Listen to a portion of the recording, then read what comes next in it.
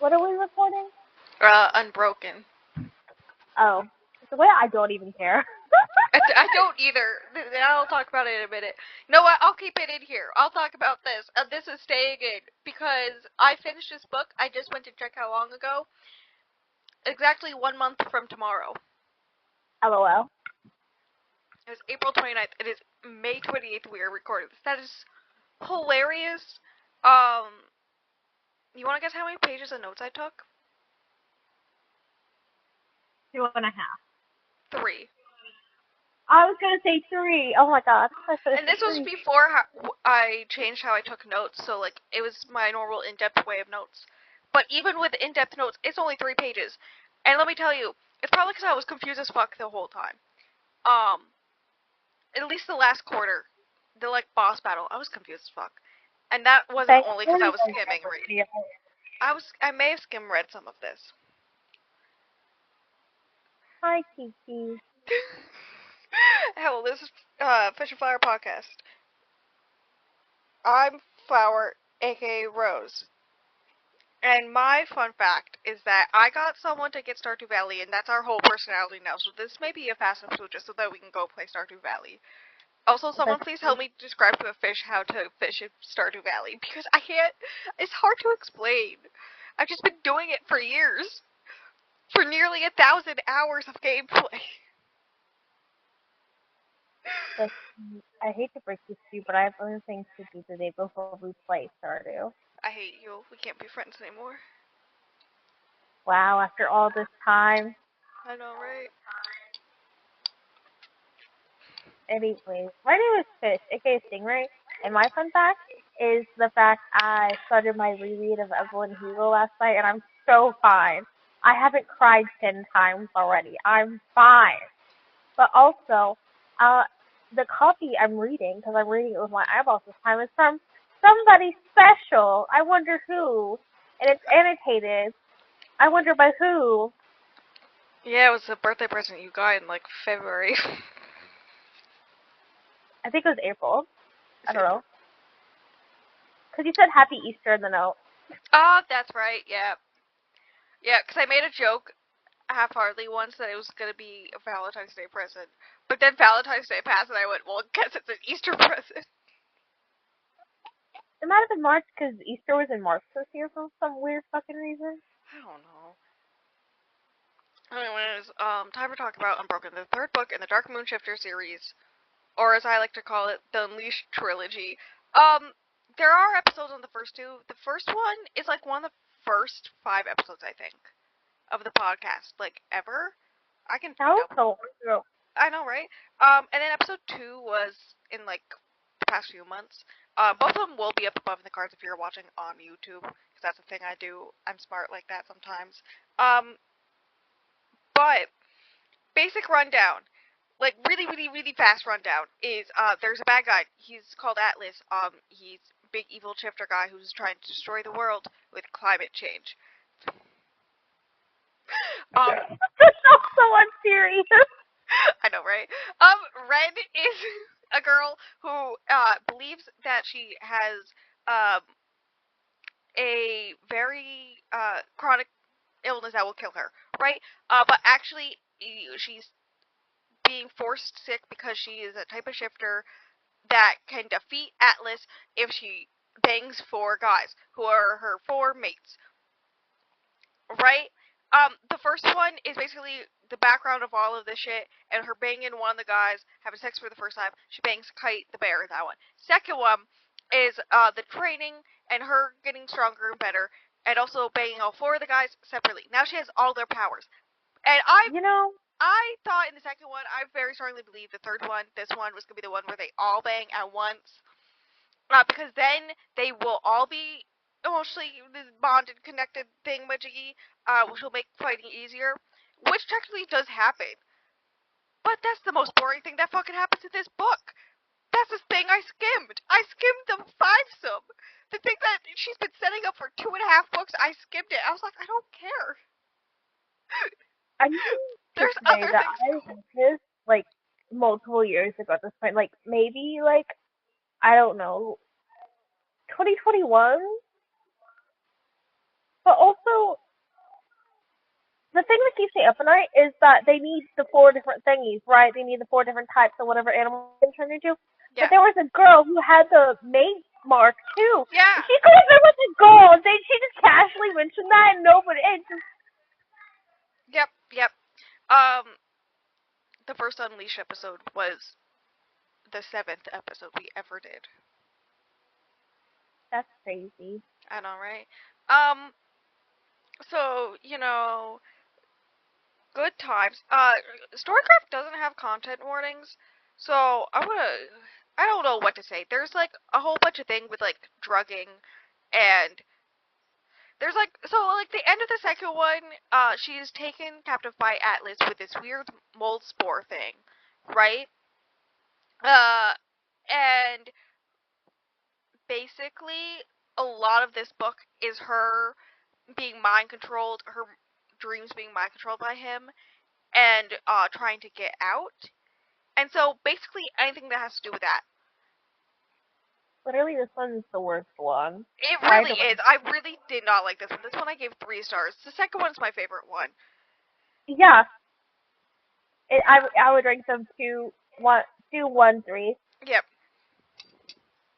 And here's the thing: you never liked the second book, but if I tell you to read something and it has multiple books, you like the second book. I know, right? Also, there was another thing I wanted to bring up, which is I've been jokingly giving each of the characters like a place in the Twilight universe, right? Characters like obviously Ren's Bella. I mean the author's pen name is Bella Jacobs. Like we see what's happening here. It's very clearly heavily thanks to Twilight, like good times. Dust in my mind is Edward. He's the British one. I call him Diet Noah Shaw because I forget he's British, but he's nowhere near as good as Noah Shaw. Don't compare them. 2 different things. Not even close. But there is a point in the second one where he does die and he drinks her blood to come back to life. Which is so funny because in this one, cough cough, one of the things that I hate about this book, they just randomly drop new species all the time. Luke is Jacob, obviously, because he's the wolf shifter, right? Kree is Alice, obviously. 1, because he's my favorite, but 2, he sees the future. And also, there's like a lot of times the way that he walks is described because he's a lynx, he's a cat shifter, so or feline shifter, or whatever you want to call it. So because of that, the way he walks is described very feline and like balancing a lot and whatnot. Very similar to how Alice is described to dance or walk because of her background in dance. I'm just saying. I think I may be looking into it too much, but hear me out. And then Kite was the one I was trying to figure out for the longest time. I have it written down as Mike. I just remembered what it actually is. I decided randomly at like 2 a.m. at one point that Kite is actually Emmett because he's a bear and Emmett was killed by a bear. And I think it would have been really funny if this is like, somewhat accurate. That I wish he would have had a thing for eggs, because the bag of eggs. Sorry, I was like half listening, half reading this giant paragraph I wrote down about the Twilight comparison, and influence, which I'm just gonna read out. I don't know when I wrote this. God, why am I like this? To quote me, at least a month ago. Right, the allegory of hatred and prejudice, particularly by the church, while following the Twilight comparison, brings up the influence of Mormonism in Twilight. Furthermore, instead of waiting until marriage, purity bullshit, which is a big thing, kind of, in Twilight, but really big in this book, in Universe Church, Ren has to save the world by banging 4 guys.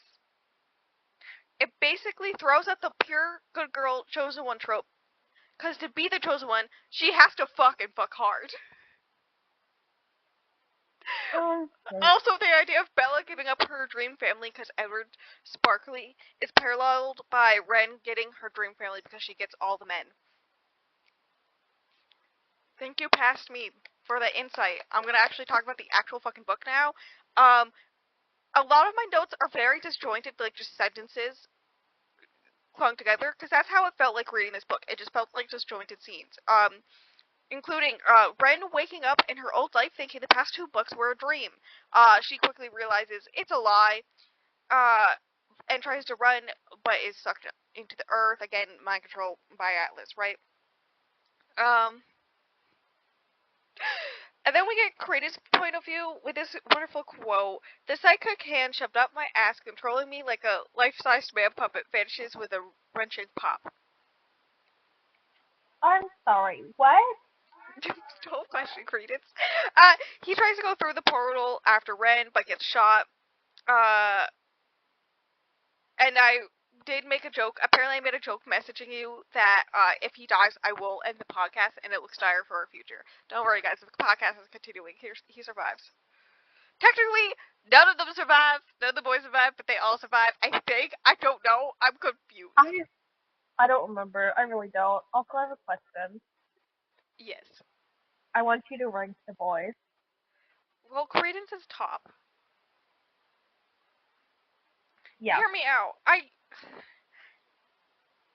think I like and dislike Kite and Luke the same amount. Like, I think they're tied for second, and then Dust is just at the very bottom. Like, who gives a fuck about Dust? With the stupid Snow White comparisons. Yeah, no, I forgot about that. That's so fucking weird. Why did he say that? I don't know. He calls her Snow White occasionally, or something in reference to Snow White. That would give me the ick. That would give me the ick. If I had to rank them, I feel like how we're ranking these says too much about us. Yes. Luke created Kite Dust. Yeah. Yeah. Okay, not me. Okay, quote me, Bella Jacobs just drops this on us. And then to quote the book, Medwood has been home to my Griffinkin for the better part of 7 centuries, but it wasn't always a place for shifters. It was originally built by the Fae, a warren of underground passages beneath an ancient druid temple that leads out of the human world and into another realm, one richer and wilder than our own. That's what reading this whole book was like. It would just like drop random exposition about this universe that we haven't heard anything about yet, and we're in the last book. Hello, it is a continuation. There is a continuation. I will talk about it when we get to the character that's based off of, but like that doesn't mean anything. There's suddenly just Fae lands that are connected to the Griffin lands, and Dust has to call up his mother to be like, hey, Mom, can you call up the Fae Queen so that we can get Scarlet, Ren's sister? Like, what? It really came out of nowhere. Anyways, that's happening. Kite and Dust are trying to do that when they feel Credence and Ren being attacked through the bond. And then they're arrested by the Church of Humanity, and which is the evil church. Church of Humanities, just like I don't know. I know, right? And then Luke has no clue any of this shit is happening because he's magic blind. He can't sense any of this shit. It's so funny. He's just like living his life, and everybody's getting attacked and kidnapped and all this stuff. He's just like, Hello. Anyways, dark gun sniper question mark goes after Luke. It's a sniper from across, like the building across, the street, but it's with a dark gun. It's weird. He kills the guy with a simple pistol. Not asking questions. Anyways, he goes and strips down the guy and finds a mysterious key in, his boot. Anyways, Ryan is in another fungus dream. And this one is a version of the future where they want and have a future with the boys. They make a baby together, literally right before she realizes, and it's fake, and wakes up. Which, knowing that this is controlled by Atlas, that's a little suspicious. That's a little weird. That's a little questionable, my dude. Dying Credence sends her a vision down the main bond of what she has to do, which includes betraying them. Anyways, Luke's like, okay, something suspicious and weird is happening, so he tracks Dust's phone to the bus station where him and Kite were taken from, and then he witnesses a mass shooting at a pro-shifter protest, because part of the second book was the knowledge of shifters existing, and the American government helping, the hunting down assassinating and torture of them is like a thing. So Hear me out. yeah, The people first are half of the book is good, and it was interesting. The rest of it, don't ask me what was happening. yeah. Anyways, they're in Canada, by the way, so there's like this pro shifter thing going on. And then a shooter comes and starts killing a bunch of random shifters. So Luke is like, hell no, and kills the shooter. And learns that the shooter is a purist wolf shifter. There's a group of wolf shifters who are like 100% purist. Like, you can't be like. There's also a thing where like there's some shifters that are lab made and whatnot, and the wolf shifters, our team, kill even those guys. Like, those guys are abomination, right? Which is a big The deal because war Luke is is a wolf shifter and lab made. So, one of the protesters named Clover helps him get away from the cops and hints at shifters in the area going missing due to the government.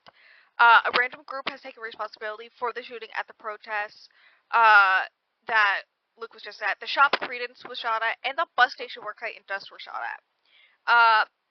And Luke quickly recognizes, hey, there's something suspicious, there's something weird about Clover. While she's offering services to help him find the others. Kite's abusive father, he is confirmed abusive, is working with the Kinborn, which is the purest gut people, who took him and Dust. They're working with Atlas to plan to take them to him. Right? Like, Atlas wants the boys.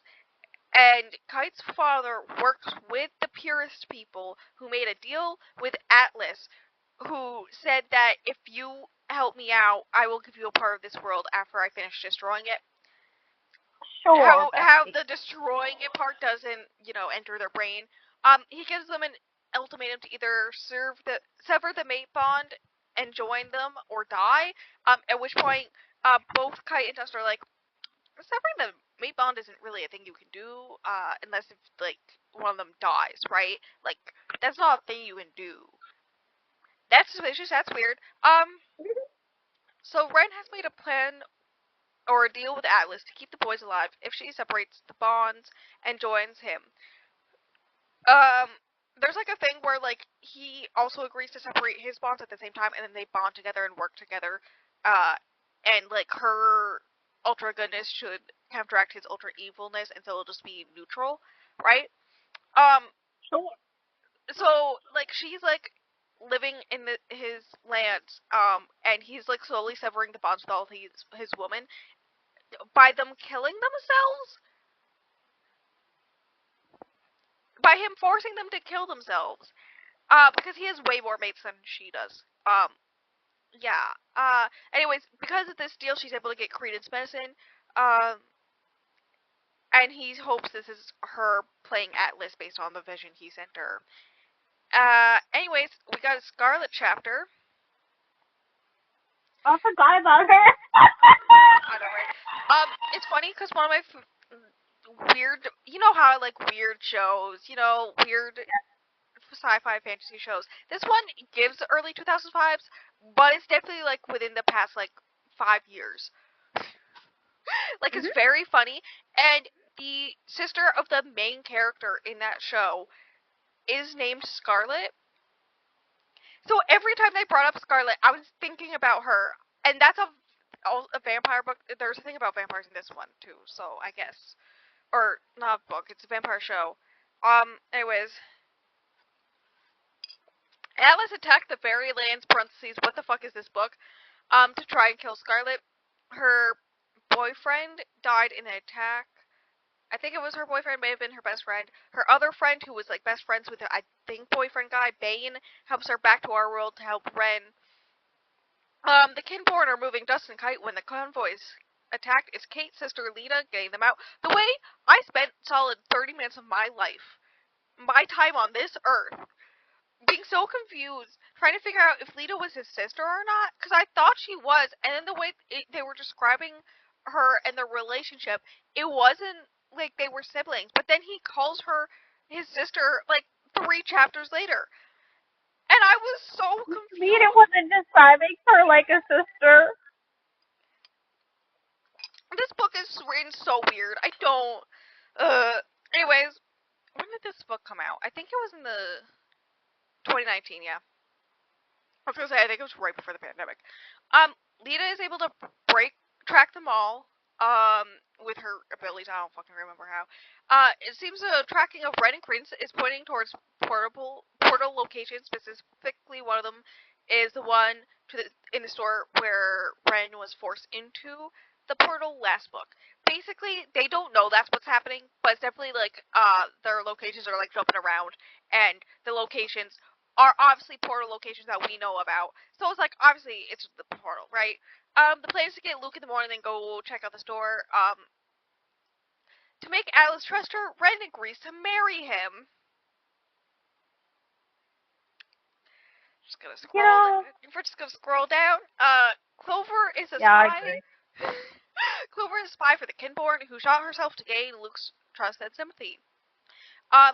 This scene was the one scene I actually like in this book, in which she's all like, "Hey, I'm tracking them to this warehouse," and he knows something suspicious, something up, right? And so he knows that this is a trap of some kind, and so he noses the trap, walks right up to it, and then points the gun at her, and it was like, "Nah, you're gonna walk into the trap." Yeah. Right. He gets her to tell him the plan, which was to distract / do something until she could trap him and take him in. But she's about to get away because it's just like one guy with a gun, right? Like she can just run away. But he's like, "Are you sure about that?" Because that's when Kite and Dust show up and corner her and take her prisoner to question. That is the one good scene in this whole entire fucking book that's nearly 300 pages and took me like a week to read because yeah. I know. I thought the first half was pretty exciting, but after that, it fell off. This is where it started going really off for me because they make a plan to use gun dealers to attack the store Brandon crates were taken from, because there's a heavy duty safe in the basement. And basically the plan is to go to the dealers and be like, "Hey, give us the manpower and the weapons, and you can have whatever you like, whatever's in that safe. Presumably money. You can take it, and if you help us save our people." That is the plan. Just wait. They're also caging up Clover, which if you remember anything about the previous book, that's kind of like a bad thing to do to a shifter, but you know. So apparently Credence has also been in Mold Dreamland, and it wakes himself up to find Ren right there, still in her dream. So is everything from her POV fake, or is this fake? Honestly, I think this. Very expensive. Yeah, no, I really think if they focused more on that aspect, how like in the weird mold dream stuff, you can't tell if it's real or fake unless if you hurt yourself, right? And so she thinks that she's not in a dream. She thinks she's actually protecting Credence, doing all this stuff, but it's all a ploy by Atlas. And then Credence like wakes up, and that's how you learn that it's ploy. But is it actually ploy, or is that also a dream? And so you're like, it's this whole thing of you question what's a dream and what's not a dream. And if she focused more on that, I think it could have been really, really good. But it's like 10% of this book, and all of it's very boring and or confusing. Anyway, Yeah, speaking of and or confusing, there's vampires now. In all caps, I thought they were mentioned before, though. They weren't. I'm 100% sure they were not. In all but caps, I feel like from me, there's vampires now, question mark, explanation, question, exclamation mark. I think it was mentioned that vampires were a thing, but like they were all killed off. Like there weren't like I think it was offhanded mentioned because vampires aren't a thing anymore, but they are, and there's a gang of them because the gun gang, is a triad which is run by vampires. To quote me, and I ... The vampire gang agrees to join forces because Atlas hates vampires, and they've learned Ren is a good enough person she won't kill him just cause. The vampire leader guy, who's named Nico, I did like him. I found him very funny. If the spin-off series was about him and Scarlet, I would have had such a great time. I actually would have picked them up, but it's not, and so I do not care. He wants the key that Luke took from the sniper's body. That it's like a weird like key fob type thing, like for cars, and one of the buttons is a safe. And so that's like how they're gonna open up the safe. And the vampires know about the Dreamland mold and wants any infected to be quarantined and tested after the rescue mission. And also, Ren's sister and her friend Bane, who knows Dust, has been hanging with the vampires recently. By being hanging, I mean they were kidnapped and being kept in chains by the vampires until the crew showed up. That was like all one chapter in the book. I don't know. There was a lot of exposition. That was the moral of the story. There's a lot of exposition I didn't like. Nobody likes that. The way I don't even remember what that means. A lot of info dumps. Okay. They attack the store. Kite, Dust, and vampire scientists go into the portal while Luke stays behind with the other vampires. During a scuffle, Nico took Scarlet captive. It's like a big thing that happens that nobody talks about really. When Luke questions the other vampires about it, they just act suspicious, and he's like, okay, we don't have time for this. And I'm like, hello! What the fuck? I'm skipping so much of the dream sequences because I don't. Ren breaks through the dream mold with the power of hating Peter Pan. Me too, fam. If I remember properly, there was things about like undead, unkillable unicorns and running through like every night in the dreamland. She would go to bed and then wake up to Snoop, and then every night he would catch her and reset the day, and that's what it is. Like that's what's been like. And so, like, she doesn't remember the path and doesn't remember how to get out and all this stuff, but she finally remembers how to get out because of a specific thing that has to do with Peter Pan. Ren can shift into Atlas. I'm sorry. And then I bring up this great question. Does that mean she can shift and pretend to be the president for fun or something? I'd never get an answer, and I want an answer. Can she just shift into the president? Can she shift into anybody? It sounds like it. Also, another thing I didn't put in my notes, they do say that her power level is enough that she could shift into a dinosaur. And she never shifts into a dinosaur. I literally stuck my Why mouth. would you need to shift into a dinosaur, though? Like, for me, personally, what do you mean? That would be so cool. I just think there's something wrong with you. I like dinosaurs. You want to watch Jurassic Park with me? People think you're normal. People think you're normal. People think there's nothing wrong in your head. Yeah, literally my mother for years. Listen, hear me out. Am I Team T-Rex? Am I Team Rexy in Jurassic Park? Yes.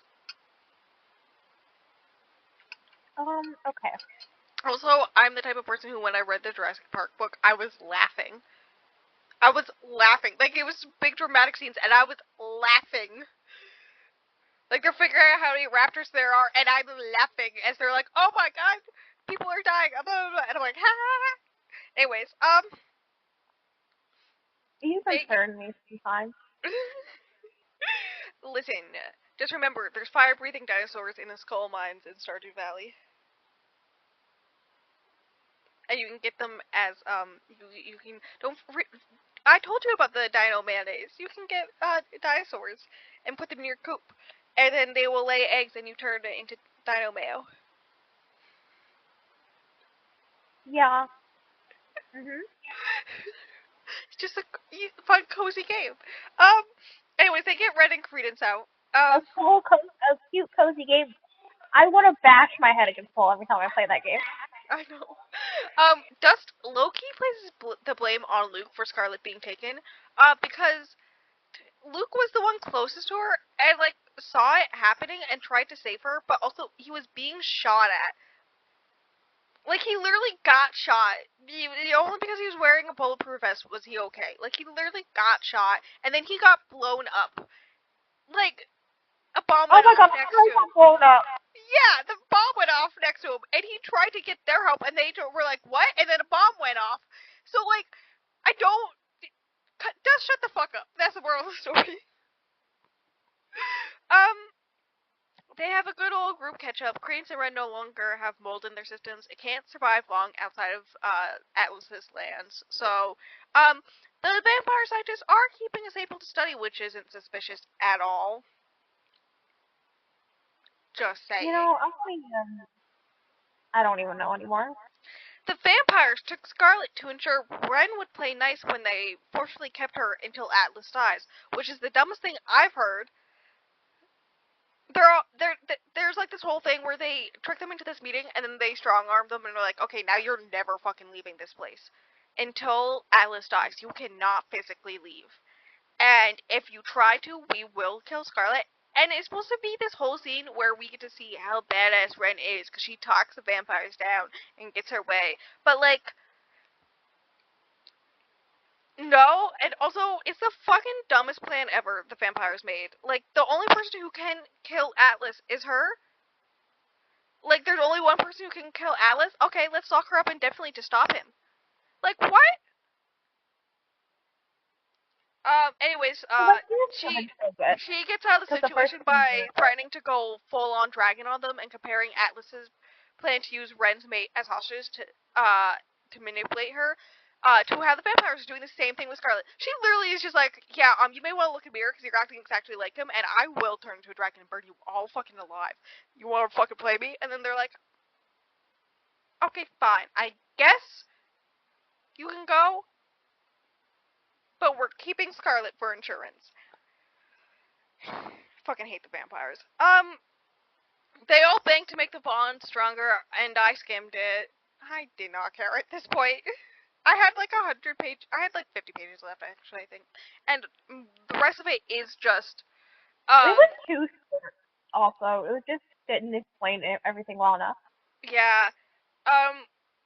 But also, like, it was literally, it went from the banging to the end battle scene, and I'm not the biggest fan of end battles in general, but this one was even, like, harder for me to understand than normal ones. Like, it was bad.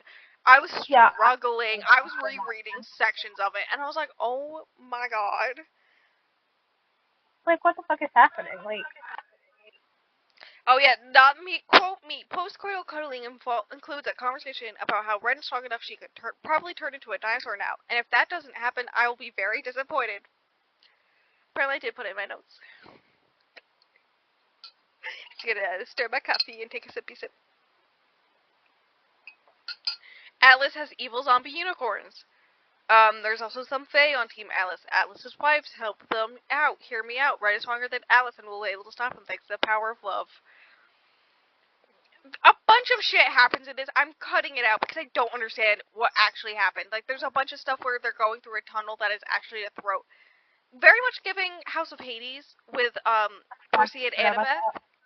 Yeah, but, like, if Rick Riordan didn't actually explain anything well. I want this book again, but I want it written by Rick Riordan. Imagine. But, like, it doesn't make sense. Like, the first two were set up so good. How did we get here? I don't know. Luke shifts to protect Ren from the melting zombie unicorns. Ren absorbs boys into her to defeat Atlas monsters, but they're gone now. And then Atlas Thanoses himself. You know what's really funny? Me reading my notes a month later makes about as much sense, slightly more sense, than just straight up reading the scene did. Like, that's how much little sense the scene actually made. Sometimes when we're recording, I just shake my head and forget that nobody can see me shaking my head. I know, right? Luke is in wolf mode and realizes Depresso Ren wouldn't be what the world needs, so claws the other boys out of her, question mark? To quote me, honestly, this makes no sense and it's making my head hurt. I do remember in the end battle scene when Luke goes wolf mode to protect her, it is a big deal because he hasn't shifted since he was like a child. So, because trauma.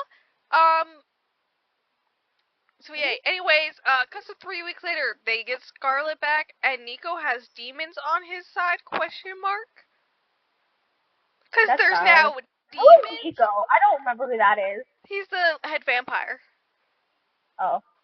Of Also, course his name was Nico. apparently I That's didn't talk about the I don't know. scene that was like 20-page long chapter where they're just Oh, I out getting don't know. ice cream, and the whole point of the scene is they're just talking to this random shifter who is a giraffe, and he's going A through giraffe? and going through relationship drama, and that's who the spin-off is about. The giraffe. The giraffe who sells ice cream. There were decisions made here, and I'm not sure how I feel about them. Anyways, epilogue. Nico and Scarlet are banging. That's it.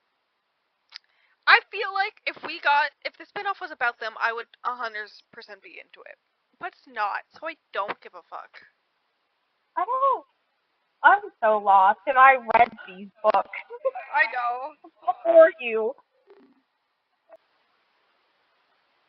Hey, what happened, Day? What happened, Miss Bella Jacob? Can she just unpublish this and pretend it didn't happen and then republish it with a good ending? You think anybody would notice? Yes. Wow, you're supposed to say no, nobody would ever notice. I'm pretty sure people wouldn't notice, because I don't think many people read these books other than us. I mean, yeah, it makes sense. I mean, I got the first one for free.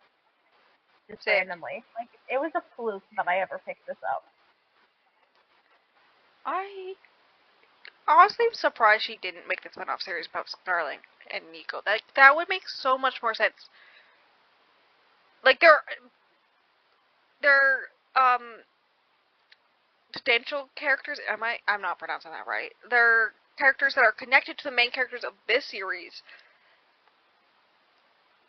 but like they're just off center enough where like it doesn't feel out of left field. Like, am I making sense? Also, there's a lot of focus on the way that Nico flirts with Scarlet. Like, it's a lot.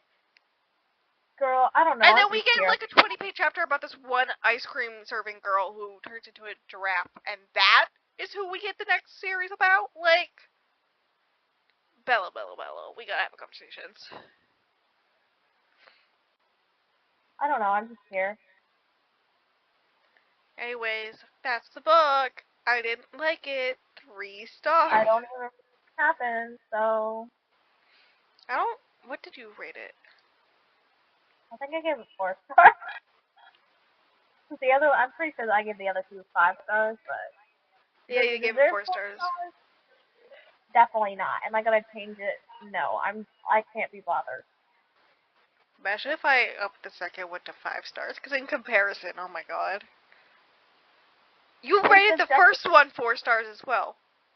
Oh shit! Did I rate? What did I rate the second one? 5? I'm checking right now. It better be. Yes. Thank God. Okay. Whew. Whew, the best one. The best one. So good. You get so much credence action. Actually, you get minimal credence action. At least credence is actually useful now, and credence is fucking nothing except be unconscious in mold dreams and then. But both of them do fucking nothing half the time. What are you on about? Okay, but at least I get to see Credence's humor. I didn't get to see any of his humor because he was knocked the fuck out the whole book. Poor Credence, for real. Which is, very flower-phobic. Flower-phobic does not sound as cool as fish-phobic. I did not absorb with that anything. All I heard was fish-phobic. Thank you for making me laugh. I don't, yeah. That's my thoughts and opinions of this book. I just don't. Valid. It was too confusing. It wasn't. The writing was just different enough from the first 2 in this series that it felt uncanny. Like, it felt weird. Like, is it secretly written by a different person? Yeah, I was thinking about that. The one you were talking about, I was like, was this written by somebody else? Like, did somebody else skim the first 2 books and then write a 3rd book based off of that? Like, there's no information about the author, so who knows? Yeah, I know. That could happen. That, fully could have happened, right? Yeah.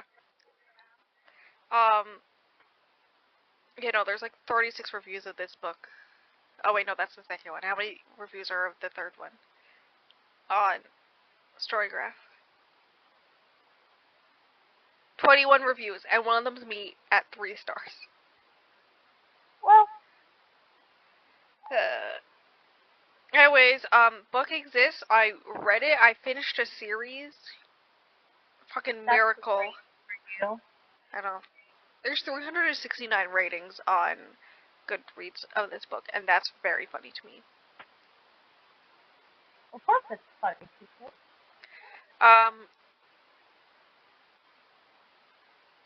It could have been worse. True. True.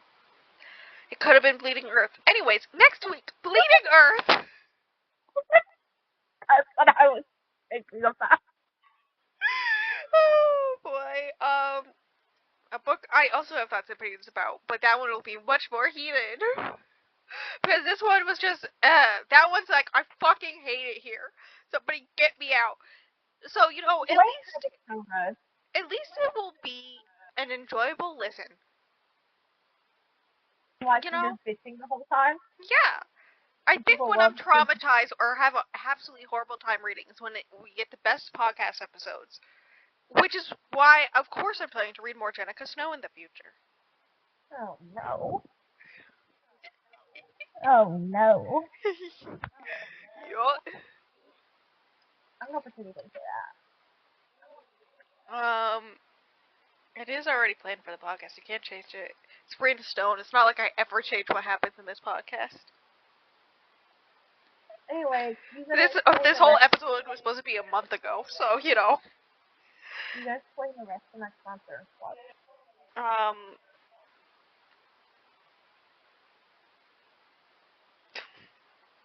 Nice Instagram meme, thank you. Thank you for coming to this episode. Next episode is Bleeding Earth, a book I didn't like, and the fish was mad about. I have thoughts and opinions. There's a lot of pages of notes. Good. Like, if I wrote it, it would have been good. Listen, I'm gonna go full entire conspiracy theory with that one, because I have theories what happened here. And hear me out. It would have been a good movie. Reading the author blurb about the end too, like the part about the author, makes me feel a little icky with the context of the book.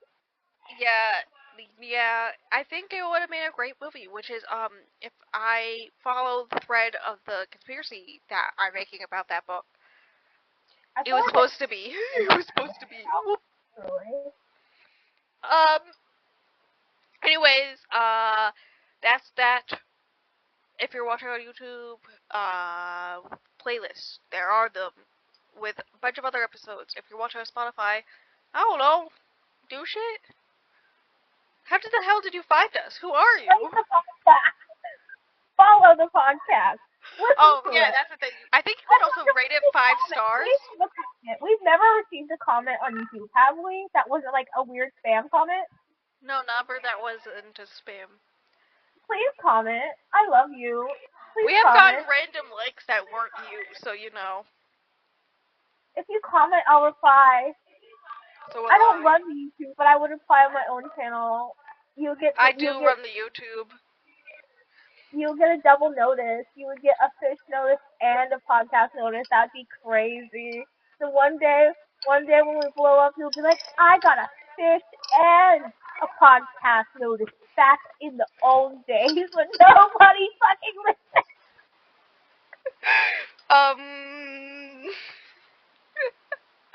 I'm gonna end this podcast now. I love the links too. You should check that out. Rose is so bad at promoting us. Yeah, there's links below. That's a thing in the description of both. So, you know. Oh, it's always there. We're both there. Somebody has been gaming a lot. I don't know who the fuck that bitch would be. Obviously, I'm talking about myself. Anyways, I'm gonna go read Gay Racing Romance. So. I'm ending the podcast out. Do you have anything else to say? No. Thank you.